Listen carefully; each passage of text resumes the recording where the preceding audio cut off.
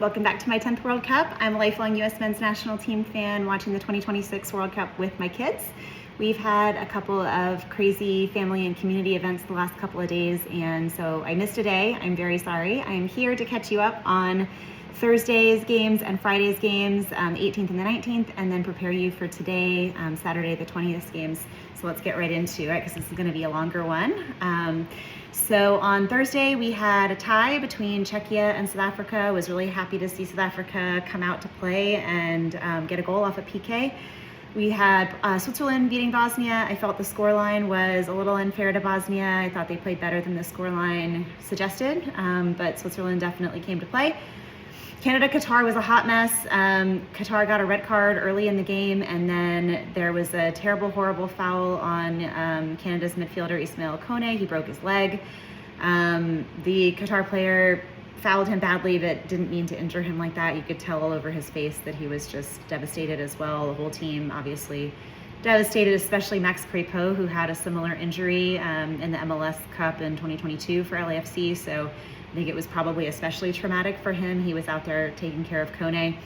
Anyway, Canada came back and won that game 6-0 over a 9-man Qatar. So happy to see them get their moment in the sun, but obviously it's not 100% joy over there, even after a 6-0 win because of them losing Kone for the tournament and what happened to him.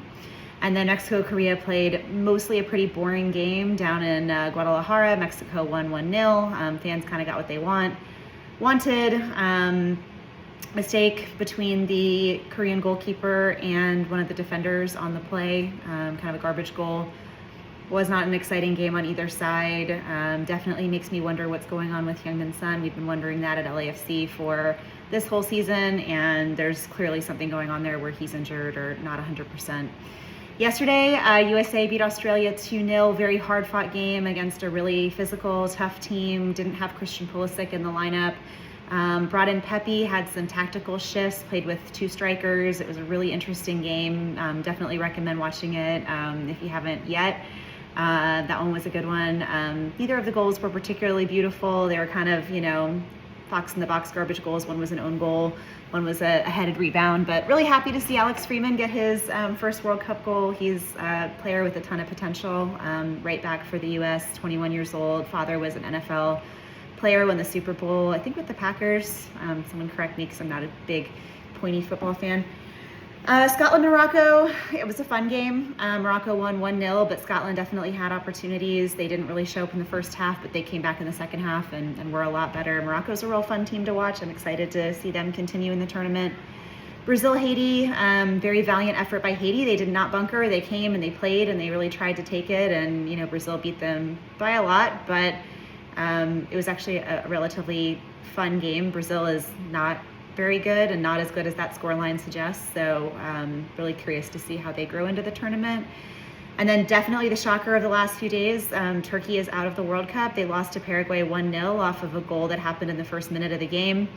They were also playing most of the game, 11 men to 10, because Miguel Almiron is a dum-dum and covered his mouth while he was arguing with a Turkish player and got red carded because that's a new rule here in 2026 to prevent hate speech. So that was interesting. Definitely a good game for the US because that means that we won our group. And so we know that we will be playing in the round of 32 against the third place team in Group G on July 1st in the San Francisco Bay Area at Levi's. We're likely to play Bosnia. That's the group that has Canada, Qatar, Switzerland, and Bosnia. Most likely, I think, is Bosnia, which is a tough team, a very defensively strong team and a very physical team. But it's definitely not an unbeatable team for this US team. So that's all really good news. Obviously, my best moment of the last few days was the USA game. I had some nerves with this one because I think Australia is a good team, but they really had no way of responding to what we brought out there. They didn't have any answers, and I don't think Popovich did them any favors. He was in a terrible mood the whole game. He was yelling at everyone, yelling at the refs. He benched his two best players, his wingers from the first game, Metcalf and Irakunde. I was very surprised about that. And then, rather than have any tactical responses to what Pochettino put out there or what the players were bringing, he just wanted to argue about, fouls and refs and, who did what and time wasting and what have you. And so I don't think Popovich is doing them a lot of favors down there in Australia. They should probably get a different coach. Worst moment, absolutely the Ismail Kone injury. You hate seeing it, and you really hope that he comes back better and stronger than ever after his recovery. Biggest surprise, like I said, Turkey. I really expected a little bit more of them. Turns out that they are very technically gifted, but very slow. And I think that, in a World Cup where you have a lot of intensity, a lot of energy, that slowness really gets you in trouble. I thought the best goal over the last couple of days was the Morocco goal over Scotland. It was just a beautiful banger. Same player who scored against Brazil, so it's fun to see Morocco have a goal scorer like that.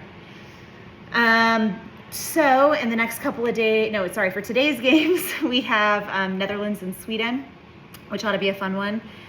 Germany and Ivory Coast also ought to be a good game. Ecuador, Curacao, and Japan, Tunisia. I'm predicting that we have the Netherlands over Sweden in a relatively tight one, maybe a 2-1, 3-1 kind of situation. Germany over Ivory Coast. Will be really interesting to see what German team comes to play against a much better team than Curacao. I think that Ivory Coast still lacks some organization, and I think the Germans will score some goals, but maybe not 7. Ecuador over Curacao, I think. Of course, I predicted Ecuador over Ivory Coast too, and I was wrong about that one, so we'll see how that one goes down. And then I'm predicting Japan over Tunisia. I think Tunisia, just a bit of a wounded animal so far in this tournament. Really excited to see that Germany-Ivory Coast game.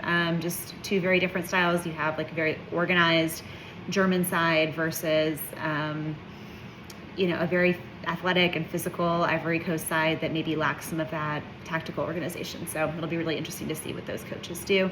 I think Nagelsmann is a really interesting young coach, so following that one for sure.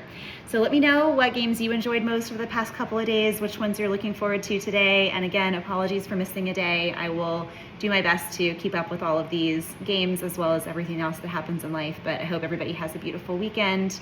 And thank you so much for checking out my 10th World Cup.